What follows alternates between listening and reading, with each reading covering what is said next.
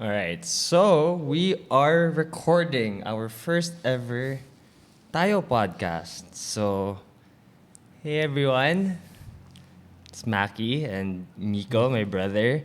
So yeah, welcome to our first podcast that doesn't have a name yet. I'm thinking of calling this Movies Unpacked. What's up, guys? Welcome to Movies Unpacked, where we unpack the latest movie news for the week. So for this week, we actually have some insane news. Mika hasn't really caught up on it yet, so it's gonna be interesting to really break it down.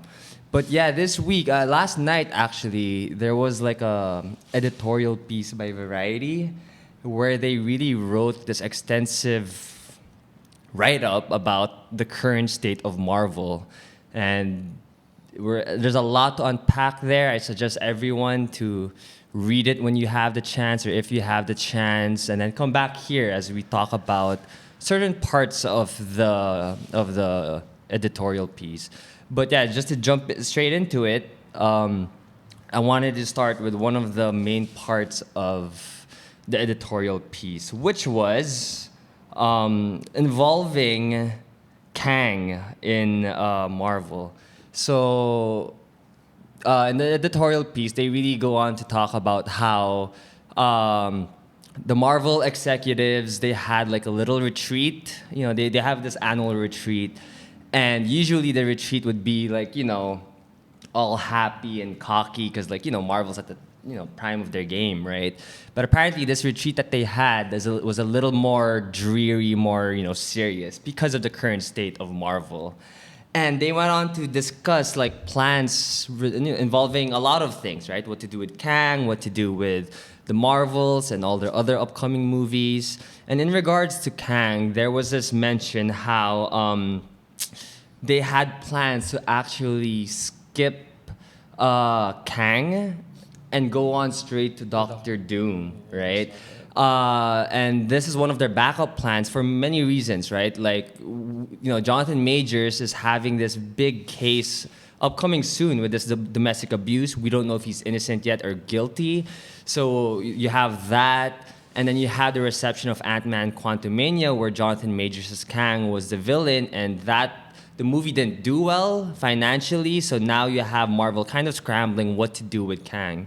And on top of that, the reception with Kang has been pretty mid. Been pretty mid. Like people haven't really felt his threat basically in the MCU, and yeah, so this led to Marvel having these backup plans to have Doctor Doom replace Kang as the MCU villain.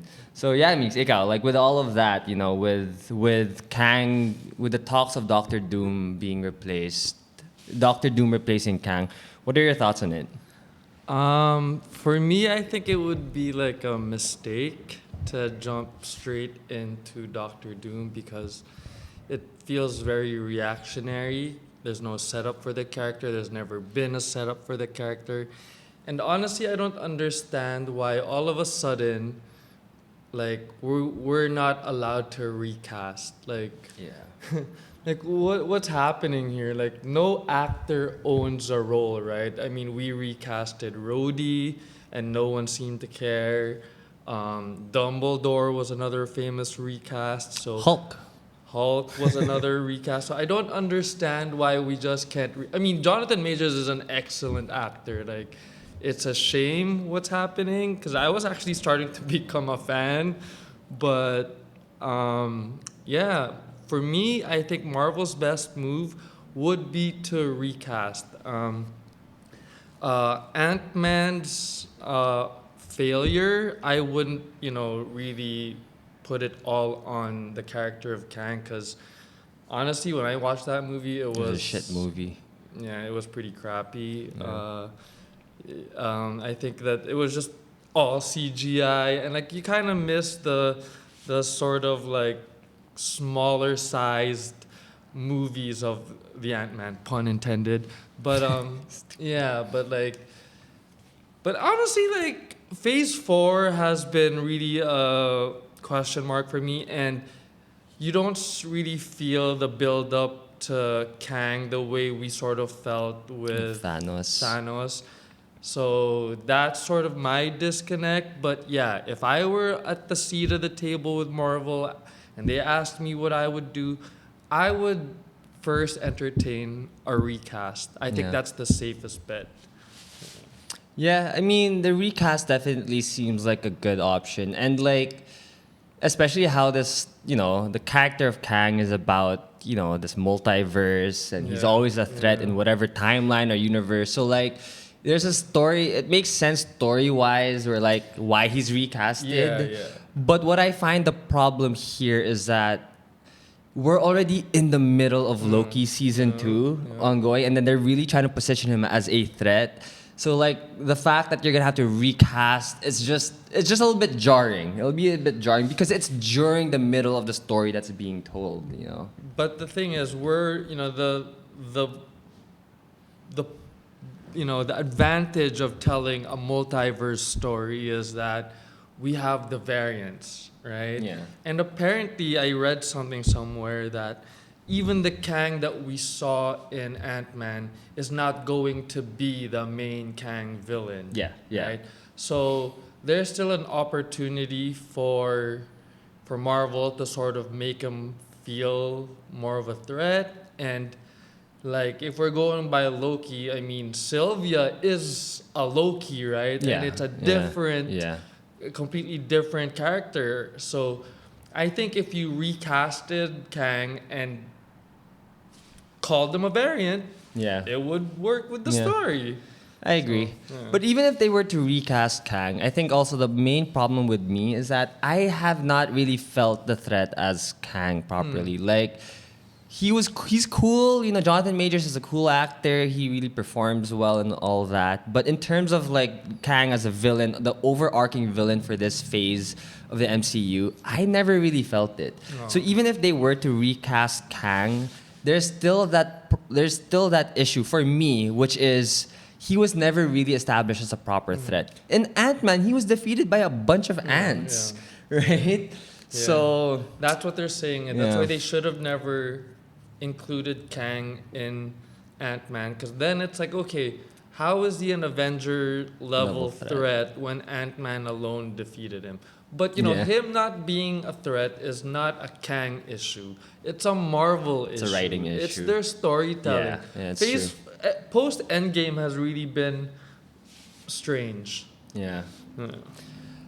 But yeah, so like to like go into the topic of like Doctor Doom, and like to add what you were saying, right? Like it feels rushed if they do Doctor Doom. It really feels like they're just like scrambling at that point. I mean, I don't really know much about Doctor Doom. Yeah. My only exposure of Doctor Doom was in the old movies. Yeah. But from what I know, my friends who love comics and from reading online, Doctor Doom is a really awesome villain. He's a great villain. Yeah. He's very complex, and he is worthy of being an Avengers level threat and all this. But exactly what you said, it feels so rushed. Like we have never even seen Doctor Doom. Like, I mean, we haven't even seen the Fantastic Four. So like, where would you just throw him into like the Avengers? It just seems very rushed, man. If they did Feels that, rushed. like it would be very reactionary. Like it would be such a waste of all the, whatever groundwork they laid out would be wasted. And such a sudden move feels like something Warner's and DC would do, Yeah. It's not a Marvel move. So Yeah. I think they should sort of like stay the course and just sort of like make some minor changes. Yeah. Yeah. So yeah, I mean, since we're also on the topic of Kang, how are you enjoying Loki so far? It's I like it. I like the time travel storyline. But for me, honestly, like I sort of want Loki to get out of the TVA already. Like it's cool. Like I hope that this is the last time we see him in the TVA. I like Mobius. I hope he carries on into the movies. The whole Miss Minutes twist was cool. This season's a lot stronger for me. I like that Loki sort of has his swagger back. Yeah. Because first season he was more of like a nuisance. He was just sort of but like this season's been strong. I'm sort of done with the TVA at this point. Yeah. I was actually thinking about the TV. It's crazy to think that this Loki that we know Yeah. is a Loki from Avengers 1, right? Yeah, It's yeah. pretty crazy how like Yeah. when you really it seems like a long time has passed, but really in his life it's been like he's been since Avengers 1, and like seeing his development throughout season 1, season 2 have been great. But I've been super enjoying Loki season 2. I really did like the end. Spoiler alert: the ending in season 4. Did you see season 4? Episode 4? I'm up to date. How did it end again? With, I'm up to date. with Victor Timely going out Oh, to try to yeah, fix yeah. things, and Yeah, he gets like yeah, spaghettified. Yeah. Holy shit! Spoiler What alert. Yeah. an ending! Like that really gave me goosebumps. That ending, like that's where basically how I'm seeing it, understanding it already is that now we're gonna see the universes bleed to one another. Yeah, you know, yeah. like it was already in disarray, right? Yeah. But seeing that explosion, I think that is already the signal that everything is like Yeah. crazy already. You know, Yeah, like yeah. for all we know, at this very moment, the Fox universe has already bled into Yeah, Earth man. 616, And, like, and that's pretty amazing. And the like thought of it. right in the prior episode, like they killed off so many of the branches. So it's like, wait a minute, Crazy. was Toby killed? was Andrew killed?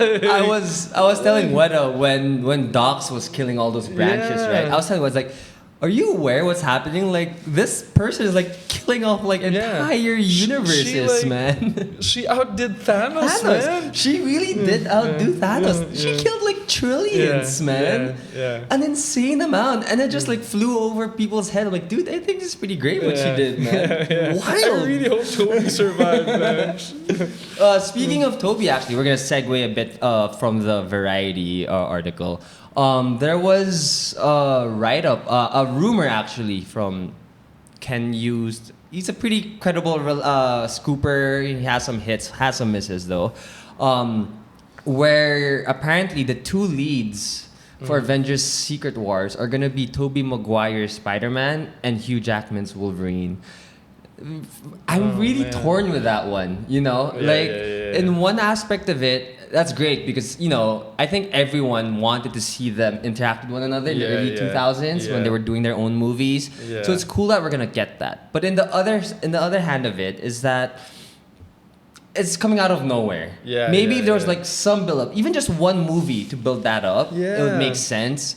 But I don't know. What do you think about it? I mean, Toby's really my favorite Spider-Man, you know. So it would be cool, but it's weird because it's like, okay, Hugh Jackman, I feel like that's possible for him to sort of like continue off of Deadpool 3, but it's like, didn't they just confirm Spider-Man 4 with Tom Holland? Yeah, they did. So it's gonna be so weird. Like, there's gonna be so many Spider-Mans, and it's like, why is Toby the lead when the MCU Spider-Man has always been like the main Spider-Man in this world? Yeah. So I would take that with a grain of salt, but man, if we can get Hugh Jackman to continue, I'd love that. Yeah, I hope like once the X-Men is properly introduced, I would really love it if Hugh Jackman is still the Wolverine. Yeah. You know, like no matter what happens, right?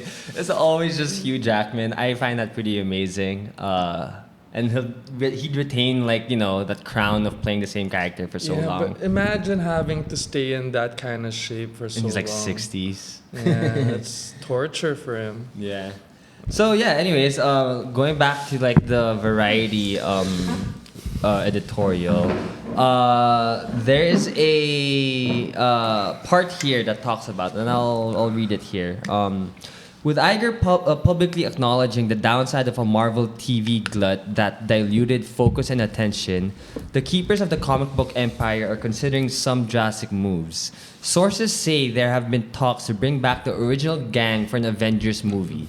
This would include reviving Robert Downey Jr.'s Iron Man and Scarlett Johansson's Black Widow, both of whom were killed off in Endgame. That shouldn't be a stumbling block. In comic books, beloved characters are often killed off, only to be resurrected thanks to the power of things like the multiverse. but the studio hasn't yet committed to the idea. If it were able to bring those actors back, it wouldn't come cheap. Sources say Downey Jr.'s upfront salary for Iron Man 3 was around $25 million. All right, so there's a lot to go in here. Actually, like, part of me kind of feels like this is just to attack Marvel, because I always thought, and I'm sure others as well, that when Avengers Secret Wars when Avengers Secret War comes out, the OG Avengers will come back. Maybe not all, but maybe just even variants of their characters, not the actual ones that we know from the OG, from the Infinity Saga, right? But I always thought that they would be coming back. So the write-up saying that, you know, there's talks of bringing them back, that doesn't really surprise me. But what I find really like desperate is the fact that they're just trying to like rush it, you know. Yeah. I'm sure it was gonna happen eventually, but how this article perceives it is that it's being rushed, and it just seems like, you know, it's being rushed, and like there's no concrete plans, but they're just like talking about it. Yeah. And that's why I feel like it's very desperate, because they really wrapped up the OG Avengers perfectly, you know. And I would love to see them come back for sure, and we will see them come back. But I just hope it's done in service of the story, as opposed to just saving Marvel Studios, you know, like because of the state that they're in. Would you want to see the Avengers OG gang back? Man, that's a tough one for me, because if I were Robert Downey Jr., it would be super difficult for me to sort of want to come back after, like, you know, capping off Iron Man's story like so perfectly. Like, that's like, he hung up his jersey at the right moment, and so did Captain America. So it's like, it would be so scary for me if I were them to sort of risk, you know, making another movie and having it tarnish that, especially at the current state of Marvel. You know, if Marvel was still firing on all cylinders like a few years ago, then yes. But like, now that they're more like 50-50, it would be a scarier. And, you know, honestly, this is Marvel's fault that, like, they failed to establish a new set of characters to follow. Yeah. And Big three. the problem with that is like, there's just so many characters now. Yeah. Like freaking Shang-Chi. We saw him a few years ago. When the hell are we gonna see this fool again, right? Like, when is he gonna show up? Captain Marvel is like disliked. Yep. Doctor Strange is cool, but like, I just don't feel the same connection that I did with the original characters. I mean, they still have Thor. So like, parang, why don't they anchor everything around Thor? But they would have to rewrite him a bit. Like, it can't be the joke Thor, right? Yeah. Like, why is everyone getting watered down, right? Like Hulk is a joke now. He's no longer scary. Thor is a joke now. Like, why is this happening to the characters? Yeah. So, I mean, with how I feel, like, it would be great to see them. But like you said, if it was, you know, with service to the story, and if it was done well, then great. You know, I would definitely do it. But I don't think they're gonna do like another. I don't think there's gonna be an Iron Man 4. I think they're gonna come back in like Secret Wars or like Avengers. You know, like I agree with what you mentioned. Like, you know, we weren't following any core Avengers, right? In fact, there is no Avengers right now in the MCU, who is it? right? Yeah. And I think that's really the solution. Like, we don't. Let's let the OG rest. They did their thing. They did it perfectly. Yeah. And instead of just resorting to like, let's bring them back, you know, to establish goodwill again or whatever, you're just gonna tarnish it even, right? Instead of like going with the cheap route of going with nostalgia and getting the OG gang back, establish your new core, right? And it's not too late. Just know who they are and start spreading them in their movies. Cameos, quick appearances. They could be supporting casts, you know, like, In fact, like I think there was in that book. I'm not sure if you've heard about that book, like Yeah, MCU, the the reign reign, of yeah. Marvel Studios, where the author goes on to share a lot of like tidbits about the MCU, and one of the things that was shared there was post Endgame, your next big three was really supposed to be Chadwick Boseman, Yeah, that's gonna say. Black Panther, Yeah. Captain Marvel, and Yeah. Spider Man. And I Yeah. think that would have been cool because Yeah. you're kind of targeting different demographics here. Yeah. You have Black Panther championing, the African American community. Yeah. Then you have your female hero with Captain Marvel, and then you have like your main dude, Spider Man, one of the most popular superheroes. I think on paper that would have been really great, but like Chadwick Boseman's passing obviously made them like pivot, and then Captain Marvel was not received well. But I think just because the first movie wasn't received well means that they should have just like scrap their plans. I think they should have just, if that was the plan, commit to it. Yeah. Fix it in another movie or like whatnot, right? In your storytelling. But I agree, we have not been following. There's been no heart and soul in the MCU since the OG3 ended. I mean, yeah, Thor's still there, but it's not too late. It's not too late, MCU. You guys just like with your next Spider-Man, who could the supporting cast be that could be like one of your leads in the Avengers?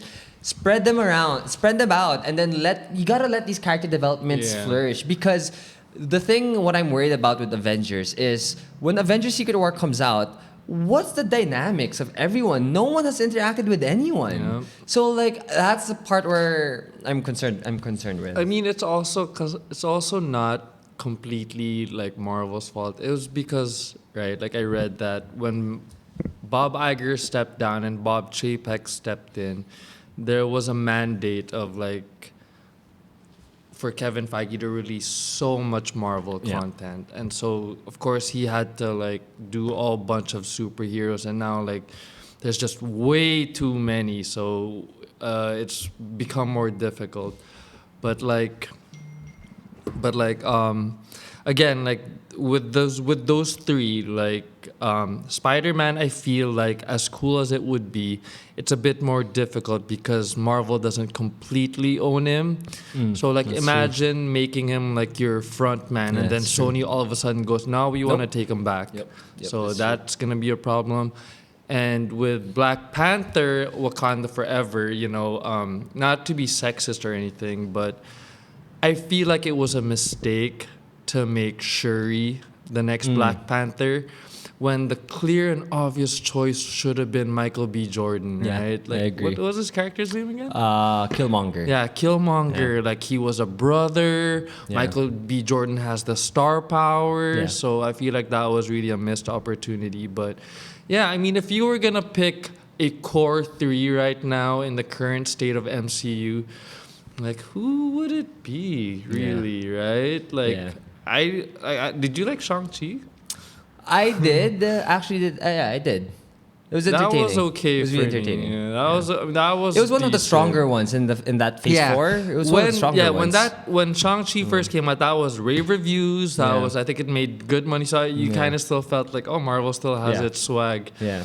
But yeah, like right now, I'm struggling to pick a core theme. Moon Knight with Oscar Isaac would have been cool, but Moon Knight's not really super popular. You see, that's the thing. It's people are struggling to find who your core three are, not because you can't. These characters aren't popular or anything, but it goes back to we have not seen any of these new characters interact with each other. Maybe if we saw some movies or shows wherein these characters were interacting with each other more, you could easily tell like, oh yeah, those guys would be like a good ones to lead, right?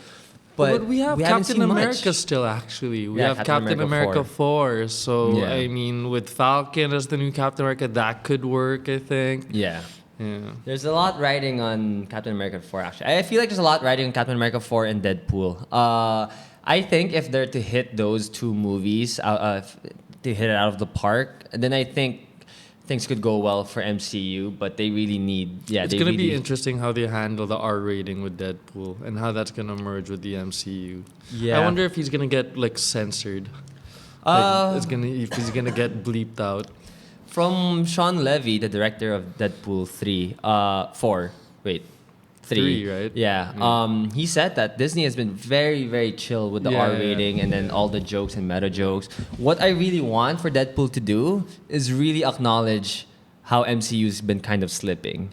That I wonder if Bob Iger will let it will let that pass, or Kevin Feige, where like Deadpool acknowledges how MCU's been pretty meh since Endgame and whatnot. I wonder if the story will sort of help advance the main MCU story, if it will sort of like just it'll be MCU canon, but it'll sort of be just on the outside of it. Oh no! From what I've read, like the rumors is that this is a it's basically like your Civil War So are they gonna this mention phase. Kang? Are they gonna mention? I mean, for sure the multiverse will get mentioned. Yeah. So Apparently, like so many rumors circulating this movie. You don't know what's real or not. But the latest rumor, I mean, we don't need to go over all the rumors.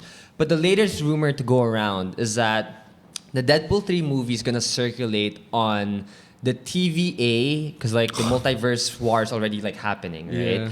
And the TVA are gonna recruit prime heroes of different universes.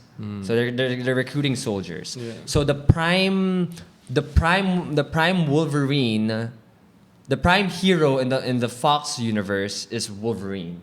And then the prime hero in Earth 616, which is our MCU, is apparently gonna be Tom Holland's Spider-Man. And they're gonna be recruiting all different heroes from different universes. So Tom Holland's gonna show up in Deadpool? That has not been confirmed actually. That's the rumor. Yeah, that's a rumor so far. Yeah. So it really seems like Deadpool's being positioned to be like the most important movie in the MCU in a long time. Will do well though. Yeah, I have no doubt. I'm confident that will do well. Woo! Yeah. Sean Levy, I'm confident. Ryan Reynolds. They're gonna start up Deadpool. production in January again, so Hopefully. we'll still get. No, the strike's ending soon. Hopefully. Hopefully, the strike will end soon. They moved their date though from May They 2024. moved it, because for sure now it can't make it, but it's still gonna be in 2024. So a lot to look forward to with Deadpool 3. A lot of multiversal shenanigans gonna happen. But yeah, okay, moving on again with our Variety Marvel write-up. So this one's about Blade, which if anyone still remembers, there's supposed to be a Blade movie coming out. It was supposed to be out already, actually, if I'm not mistaken. So a little, getting an insert here. Insert? A little, to quote here. Excerpt. Insert. Excerpt here. As public criticism mounts, Feige's pulling the plug on scripts and projects that aren't working. Case in point, the Blade reboot. With Mahershala Ali signed on for the role of a vampire, things look promising for 2023 release date. But the project has gone through at least 5 writers, 2 directors, and 1 shutdown 6 weeks before production. One person, now this is where it gets interesting, where I have a lot of things to say about. I remember this story. One person familiar with the script permutations says that the story at one point morphed into a narrative led by women and filled with life lessons. Blade was relegated to the 4th lead. A bizarre idea considering that the studio had 2-time Oscar winner Ali on board. Amid reports that Ali was ready to exit over script issues, Feige went back to the drawing board and hired Michael Green, the Oscar-nominated writer of Logan, to start anew. Speculation around town is that the studio is looking to make the film, now slated for 2025, on a budget of less than $100 million, a deviation from Marvel's big spending strategy. Okay, so let me start off first that Mahershala Ali as Blade is perfect. What a great actor to portray Blade. I love it. I loved him in Green Book. I loved him in Moonlight, and I loved him in Luke Cage also. He's a great actor, one of the best actors today for sure. But my concern here is that the dude I think he's 59 years old. Yeah. So even if they were to push for a 2025 release date, that's 2 years from now. He's gonna be 61. How many more movies can this guy put out? And like Blade is a very physical role. Yeah. So just putting it out there, he's perfect for the role, but I already feel like it's too late. They really, really delayed this movie for too long. Second thing, mentioning this, the whole the narrative of the movie was led by women and filled with life lessons, and he's the fourth lead. This is where it gets annoying already. You know, like I'm for the whole, you know, stories about inclusivity and like all these like, you know, the whole movement that we have on inclusions and all that. I'm for it, but there's movies meant for it. There are movies and IPs meant for that. You can't tell these kinds of stories in every movie na lang, you know. It's just not gonna work. And like, case in point here, why are you putting like life lessons, a movie like life lessons into a movie that's about a vampire hunter? The dude is just supposed to be R-rated, killing vampires, should be gory, and that's about it. We don't need life lessons. Why does it have to be led by like women also? It's like, this is about Blade. Why are you relegating him to your fourth lead? Ali, an actor, an Oscar nominee, I think he's an Oscar winner already.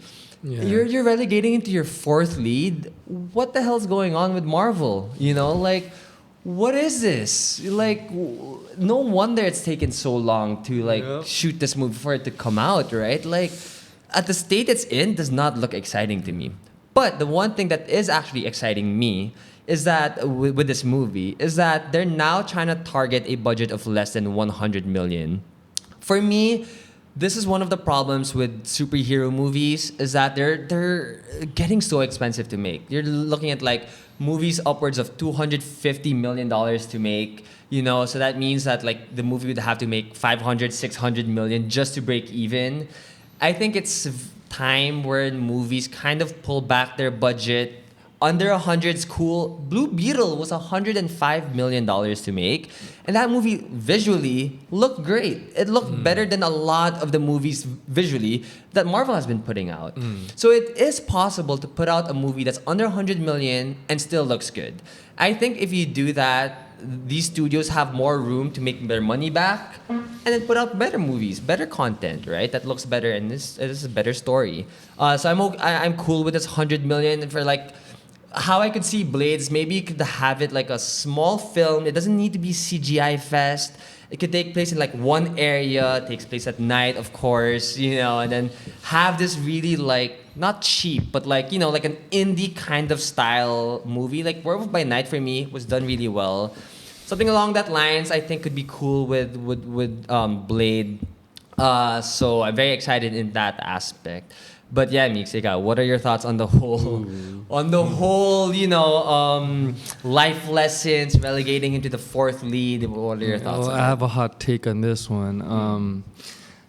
I agree that Blade should be. I mean, if we're already doing an R rating on Deadpool, I think we should allow an R rating for Blade. Because if we're gonna go PG-13, I'm almost sure that it's gonna be like a family version of Blade. Yeah. I'm sure of that. Now, if we are gonna go the R rating route, my hot take is, as perfect as Mahershala Ali would be, I would fucking bring back Wesley Snipes, man. I mean, if Mahershala Ali's already how old Same and age. Wesley, yeah, They're like, the same age apparently. and if we're talking about close. physicality, like, I'd say Wesley Snipes still, you know, he still has it. And if you recall Blade 1, Blade 1 was I great. just rewatched it recently for its like 25th anniversary, and that still holds up, man. Oh. I haven't seen it yet If in a you while. if you rewatch it, you can see that was shot for less than 100 million for sure. For sure. And Yeah. look at it. That sort of like helped launch comic book movies in its time. That was released like in the 90s. We were still Yeah. in freaking Canada Yeah. when that came out. Yeah. And if you remember, like there was that interview with Kevin Feige saying that all Marvel is canon, right? Everything is canon now at this point.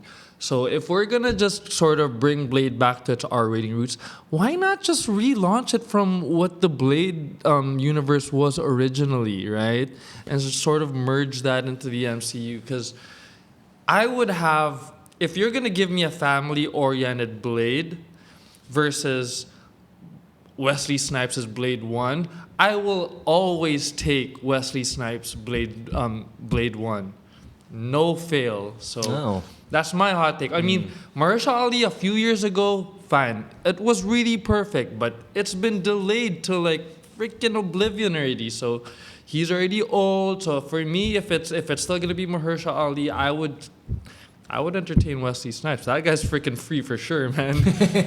He's free for sure. Bien mahal, man. Yeah, his freaking talent fee's not gonna be that much. So, I mean, that's my hot take. My worry with that one though is that I think by having the same blade from with Wesley Snipes, you're reducing the amount. Not a lot of people are gonna know that. I think, like especially the kids who really grew up with MCU, they're not gonna know Wesley Snipes whatsoever. So it's like there's gonna have to be some explanation to this. You're gonna have to introduce. I mean, you can say the same with them bringing Electro back, right? Yeah, that's In true. Deadpool, it's like, Deadpool, not a lot of kids today will know that Jennifer Garner was Elektra. Yeah. So for me, it's like you can sort of bring back Wesley Snipes without having to lean so much on Blade 1. Yeah. Bring him back, have him exist from that universe, but write him in a way where it's like people can get to know, be introduced to him for the first time in the MCU. Yeah. Yeah, makes sense.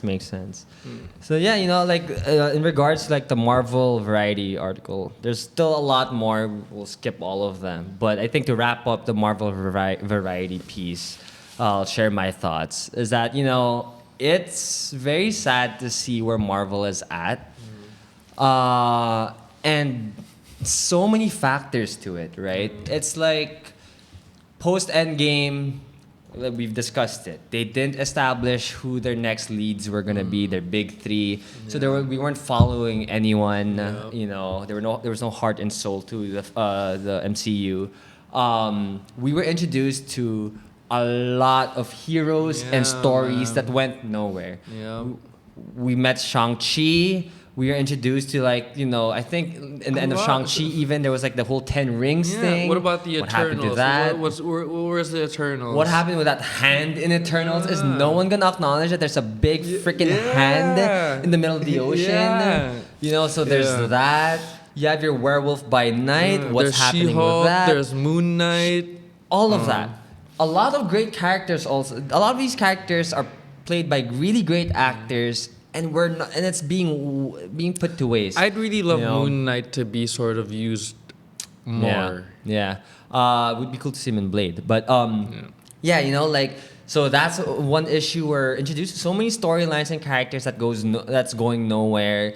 And then one of the problems they had was obviously pandemic shuffled all of their release dates, moved stuff, and then now you have the strike, which caused further delays, So it was like a series of bad events, like to Marvel's fault, and part of it also not Marvel's, outside of Marvel's control as well. I do hope that they could climb out of it, but I would be lying if I say it doesn't make me happy a bit. Like the DC side of me is kind of happier, like finally, like fucking now the struggle that I went through, or we went through. If Marvel suffers, the entire genre will suffer, and that could potentially lead to less and less, comic book movies, which I would hate. Yeah. I mean, I don't want Marvel to. I don't. Of course, I'd want them to bounce back. But what I'm saying is that it also makes it's nice. I think it's time that Kevin Feige kind of gets like this wake up call where like you always got to stay on your toes. Like you were at the top, and I think they got complacent in a way. So now I think it's kind of like a realization for everyone. Like he was saying that like even with Doctor Strange, he wasn't on set as much anymore, and even moving forward, he was saying that he wanted to hire directors that allowed him to not be on set as much anymore. So you can tell the quality control really suffered already. Yeah. And like even on that also, there was in the book, the MCU, The Reign of Marvel Studios. I think I'm saying that right. The author was saying how internally, in regards to Ant-Man Quantumania, it was really a shock to the How bad it team was? how bad it was. Like internally, they were all expecting it to be received really well, and the fact that it flopped really hard commercially and critically, like that meant like it's something like in the book was saying how like their internal barometer is not aligned with what the audience with what the audience expects or enjoys anymore, right? Like internally, they think they're putting out good content, but really, what's happening out there is that people are not enjoying your content as much as before. So And pretty I crazy. think one of the biggest things that became their problem is that all of a sudden you had to start doing homework.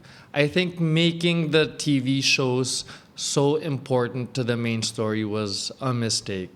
I mean, you and I, we kept watching because we were fans, but we had friends in our group that A lot. just refused to watch the TV Yeah. shows.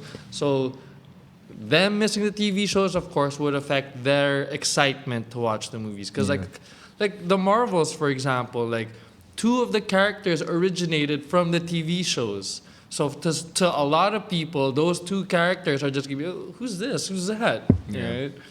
So, You know, with the shows, I really think. I mean, I think that's what Bob Iger's already doing. They're kind of pulling back on their shows. Yeah. I really think that they should just have limited series. Like you don't need to have season 1 and 2 and 3. Just keep a short story told and. but people are From hating there. the 6-episode arc.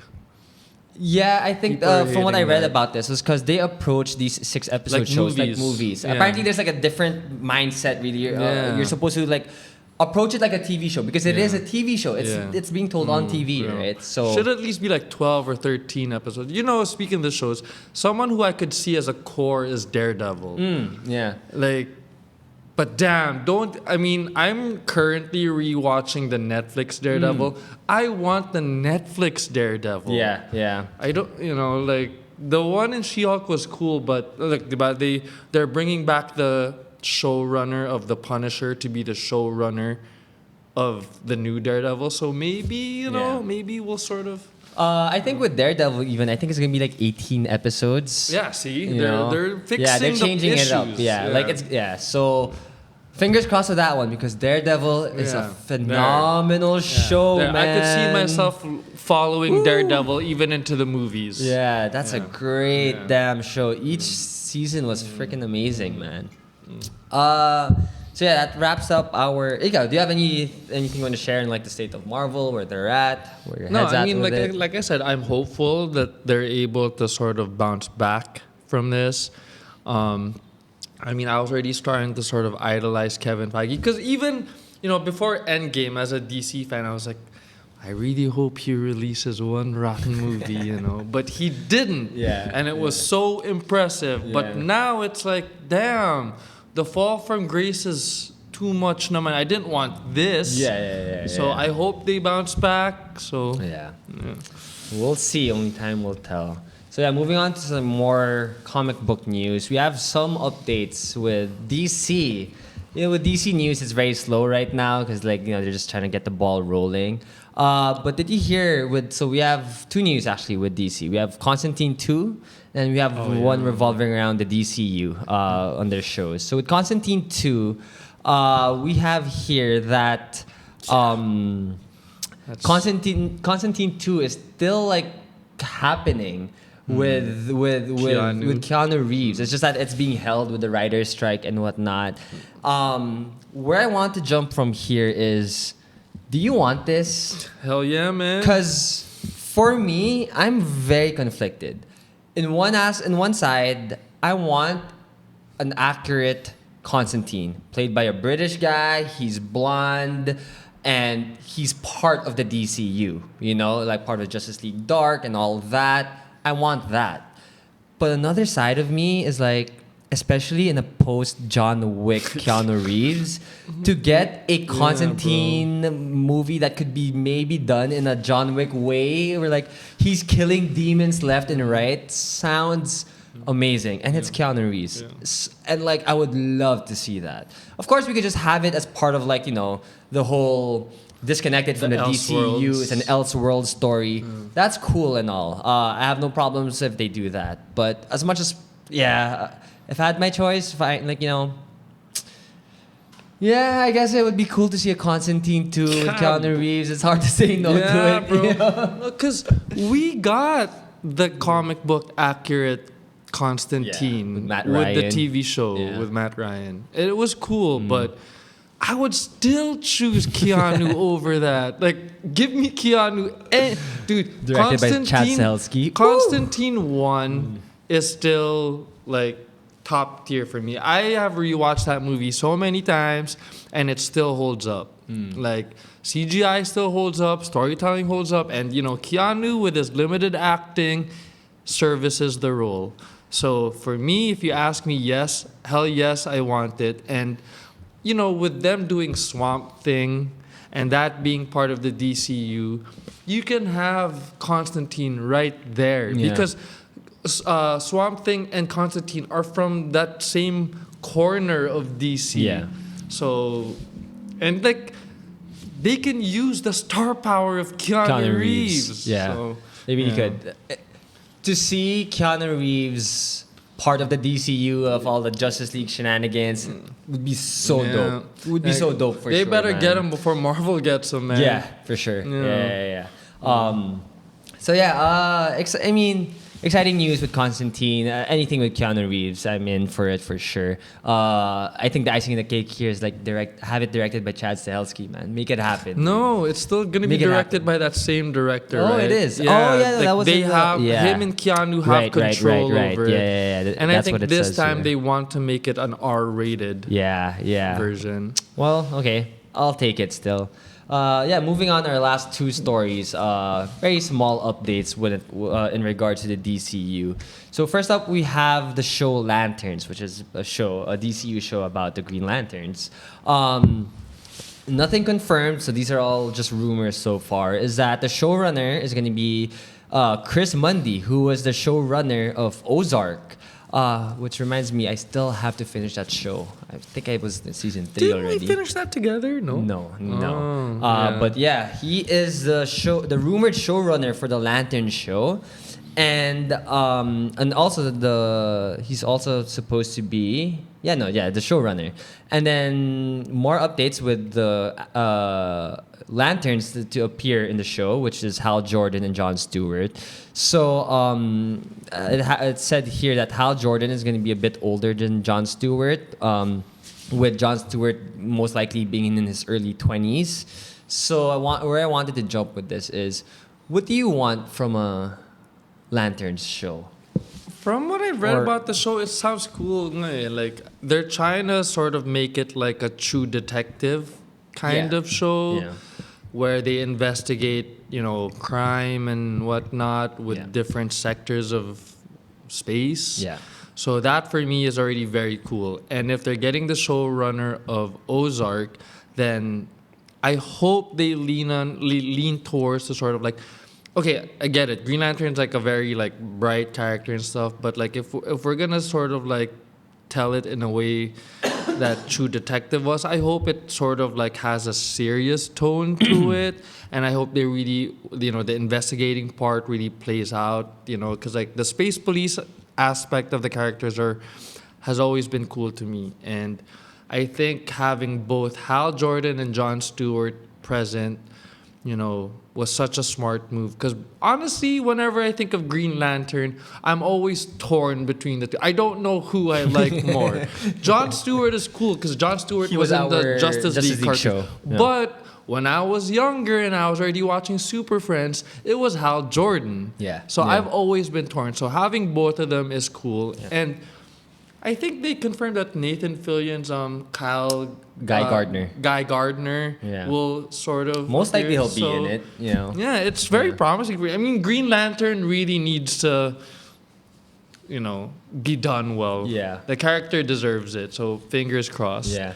And I also think that Green Lantern in general, like the whole universe of Green Lantern, is perfect for television. Yeah. Because it's such a big world. You have different groups with different stories and different powers and their own villains and heroes. Yeah. That I really can't see it being put into a movie and like it doesn't feel rushed. You could have a lot of movies for sure, but I feel like if you're in a show, you're able to really tell that story and like flesh out the world properly. Yeah. So I'm very excited for it. And like what you mentioned is that the show is supposed to be like investigating like some mystery in space, which is supposedly, if rumors are correct, it's supposed to lead directly into Justice League, which is exciting. So I'm all for this. I like the idea of the whole space. It's a buddy cop movie in space, and the showrunner's Ozark, so it might be a little bit storytelling might be a little bit more serious. Yep. It sounds great. Everything about that sounds great. In terms of but overall, I'm excited for that one. And then lastly, we have this one I know nothing about, so I wanted to get your thoughts on it if you know anything about it. Supposedly, there's going to be a show based on The Question. You know this guy? The dude with no face? Yeah. Yeah, I don't know. Okay, so The Question is basically a vigilante protector of Hub City. He's a great martial artist and detective and an investigative reporter in a civilian identity. I don't know anything about this character. Zero. Yeah. All I know is that he is a fan favorite of people, and I'm cool with them having a show. But for me, I think they should prioritize on like there are more important movies and shows to prioritize. I mean, he's definitely like a deep cut character. That was like the only experience I've ever had with him was in the Justice League movie shows. Yeah, same. So, I mean, I'm gonna be just as blind as you, and it's still a rumor, right? But, like, when you think of The Question, it really feels like a James Gunn kind of character. Yeah, it does. You know, so it like he's doing Creature Commandos now. Who the hell is Creature Commandos, right? Yeah. So I wouldn't be surprised if this is actually true. And if you think about it, he did the Peacemaker show. Like Peacemaker is also relatively unknown, but that show was great. Yeah. So hopefully James Gunn is involved with this since it's like such a new character. Yeah. And hopefully he can be introduced to us properly and he can be sort of like commercialized or more mainstream moving forward. Yeah. We'll see. I mean, Is he a villain or a hero? He's a hero. Oh, okay. He's a hero, but I don't know anything about him. Yeah. We also have one last news, but in the same write-up here. It's all rumors. With everything with DCU right now, they're all rumors. But, we have some small updates, rumors with Superman Legacy. So the search for Lex Luthor continues. Apparently, the search will resume once the strike is done. So hopefully that's soon. But no actors have been locked in yet. They're still searching for an actor in their 30s who look like he'll be able to go toe-to-toe with the Man of Tomorrow. So the last updates, rumors we got with Lex Luthor is that it was between the two Skarsgård brothers, Bill Skarsgård, who played it in It, and Alexander Skarsgård, who was... He was in Succession. He was Tarzan. Yeah. He was in that what was not which movie? He was like really jacked in that one, man. The A24 one, the Northman. Oh yeah, the Northman. That was my favorite movie last year, man. Damn. Yeah. And then Nicholas Hoult was in Running for a while. Also as for Superman. So you're the Superman guy here. Do you have a fan cast outside of these, or are you locked in with one of them? For me, it's Alexander Skarsgård. Because if we do Nicholas Hoult, it's gonna be very reminiscent of Jesse Eisenberg for me. I don't want that anymore. I want to see a completely different kind of Lex, right? It's Jack Lex, man. Damn. And if you watch Succession, you can see that Alexander Skarsgård can play a really wealthy character and still be villainous, right? I think he could really embody it. So that would be really cool for me. There's that, I think, what's his name? Matthew Vaughn was trying to pitch... What's that dude's name? The guy from Kingsman? I forget his name.